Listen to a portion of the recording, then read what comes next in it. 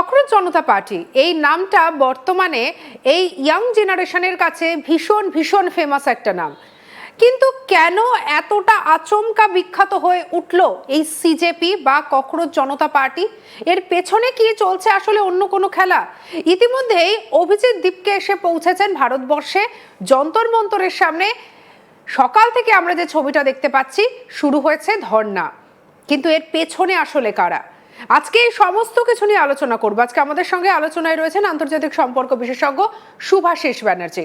অবশ্যই আমরা শুভাশিস বাবুর সঙ্গে কথা বলবো, তবে তার আগে আপনাদেরকে আমরা একটু যন্তর মন্তরের বাইরের ছবিটা দেখাই, যে ঠিক কি পরিস্থিতির সৃষ্টি হয়েছে দেখুন। দেখতে পাচ্ছেন যন্তর মন্তরের সামনে আরশোলার ছবি দেওয়া মুখোশ পরা হয়েছে, বেশ কিছু ব্যানার প্ল্যাকার্ডকে সঙ্গে রাখা হয়েছে এবং সেখানে বক্তব্য রাখা হচ্ছে। এই যে সিজেপির সদস্য বলে যারা দাবি করছেন, তাদেরকে নিয়ে কিন্তু বর্তমানে একটা একাধিক প্রশ্ন উঠেছে। আপনাদেরকে এমনই একটা বক্তব্য একটু শুনিয়ে নি। একজন ঠিক কি বলেছেন এই সিজেপির সমর্থক, তাহলে শুনতে পারবেন কেন এতটা আশঙ্কা করা হচ্ছে, আশঙ্কা কেন বাড়ছে, শুনবো। जो भी 6 तारीख को आ रहा है ना एयरपोर्ट और दिल्ली जंतर मंतर प्रोटेस्ट के लिए ना भाई, एक रिक्वेस्ट है, अगर अभिजीत दीपके को इमिग्रेशन ने रोका वहां पे तो भाई एयरपोर्ट पे हंगामा शुरू होगा। और दूसरी चीज की अगर प्रोटेस्ट परमिशन के लिए थोड़ा सा टाइम लगा ना, हम तब तक रोकेंगे जब तक हमें परमिशन नहीं मिल जाएगी, रुकना पड़ेगा भाई। और तीसरी चीज ना, अपनी सेफ्टी के लिए ना कुछ चीजें खरीद लेना भाई, जैसे पेपर स्प्रे हो गया, डंडे वंडे हो गए, जो भी है, क्योंकि अगर पुलिस ने हाथ छोड़ा ना, लाठी चार्ज या फिर पानी वानी फेंका, तो वो उस चीज के लिए काम आएगा। तो भाई इस बारी ना, अगर जो भी है हम आर या पार करके ही जाएंगे, क्योंकि भाई बहुत सह लिया हमने, बनेगा नेपाल बनेगा भाई, थक गए हैं सह सह कर, हो गया भाई। जो भी সুভাষিস বাবু, এরা কারা? এই যে বক্তব্য যে পুলিশের বিরুদ্ধে উস্কাচ্ছে, বলছে যে পেপার স্প্রে সঙ্গে রাখতে, লাঠি রাখতে, জল রাখতে, নেপালের মতো পরিস্থিতি তৈরি হবে, কারা এরা? ককরোচ। নিজেই তো বলছে ওরা ককরোচ, আমি বলেছি না, তুমি বলেছো ওর নাম ককরোচ। ও তো নিজেই বলছে আমি ককরোচ। যদি কেউ কেউ নিজেকে আরশোলা বলে দেখে, সেটা তাহার মাইন্ডসেট নিয়ে আমরা এখানে বিশ্লেষণ করছি, এটাই ওর মানে 14 পুরুষের ভাগ্য বলো।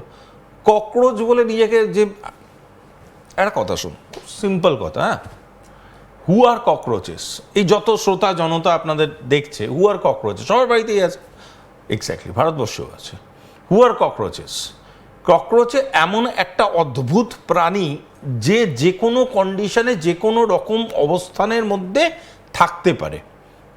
একটা অত্যন্ত অত্যন্ত অন্যরকম কন্টেস্টে একজন জাজ, যার আমি নাম নেওয়ারও প্রয়োজন বোধ করি না, বিকজ আমারও সেই কী বলবো কনটেক্সটে বলা কথাটাকে রিপিট করাটা আমার কাজ না। আই এম নট ইয়ে টু এন্ডোর্স এনিথিং। পয়েন্টটা হচ্ছে, সে একটা ককরোচ কথাকে ব্যবহার করেছিল, পিক আপ করা হলো এটাকে ব্র্যান্ড হিসেবে করে, এটাকে ব্র্যান্ডিং করা স্টার্ট করা হলো। ব্র্যান্ডিংটা কি স্টার্ট করা হলো, যে as if every youth is a cockroach,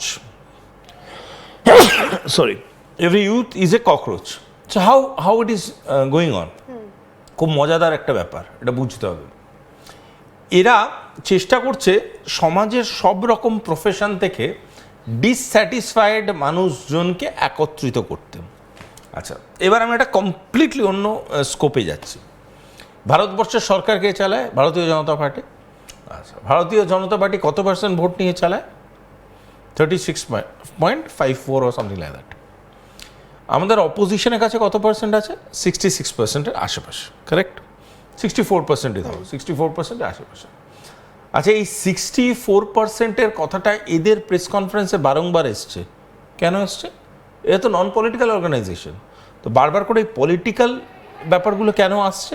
এবং আমি এই জায়গা থেকে একটা কথা একটুখানি বলতে চাই, কিছুদিন আগে যখন দেখা গেছিল যে বিজেপির থেকে এদের ফলোয়ার্সের সংখ্যা বেড়ে গেছিল ইনস্টাগ্রামে, সেটাও কিন্তু ফলো করে দেখানো হয়েছিল। কেন? তার মানে তোমাদের লড়াইটা একটা পার্টিকুলার পলিটিক্যাল পার্টির against, so you are also political. স্বীকার করতে অসুবিধা কোথায়? এই তো এত কংগ্রেস আছে, তৃণমূল কংগ্রেস আছে, সিপিআইএম আছে, সিপিএম আছে, এত কিছু আছে, এনডিএ এত বড় কাজ করছে, এত এত পলিটিক্যাল পার্টি, নিজেদের পলিটিক্যাল বলতে অসুবিধাটা কোথায় হচ্ছে? So you are political or non political, এই আইডেন্টিফিকেশনটা করো। সোসাইটিতে রিভলিউশন আনবো, এই গল্পতে আমি পরে আসছি। হ্যাঁ, রিভলিউশনের গল্প আমরা প্রচুর দেখেছি। এবার আসছি আমি পয়েন্টে, দ্বিতীয় পয়েন্টটা ভালো করে দেখবেন।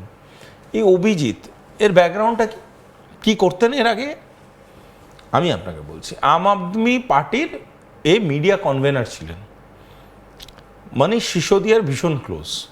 সোশ্যাল মিডিয়ায় পোস্ট আছে, দেখে নেবেন। আম আদমি পার্টির মিডিয়া কনভেনার, আম আদমি পার্টি বলতে প্রাণ, সে নিজে পোস্ট করেছে, আমি বলছি না, তার নিজের প্রোফাইলে গিয়ে দেখবেন।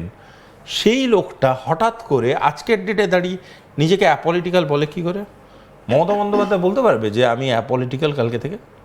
নরেন্দ্র মোদী বলতে পারবে কালকে থেকে আমি অ্যাপলিটিক্যাল? অ্যাপলিটিক্যাল একটা পলিটিক্যাল পোর্টফোলিও হোল্ড করা লোকটা বলে কি করে অ্যাপলিটিক্যাল? আমি আপনি বলতে পারি আমরা অ্যাপলিটিক্যাল, বিকজ আমার যতদূর জানে আপনিও কোনো পলিটিক্যাল পার্টি এখন অব্দি জয়েন করেননি, আমিও করিনি অফিসিয়ালি, তো আমরা বলতে পারি আমরা অ্যাপলিটিক্যাল।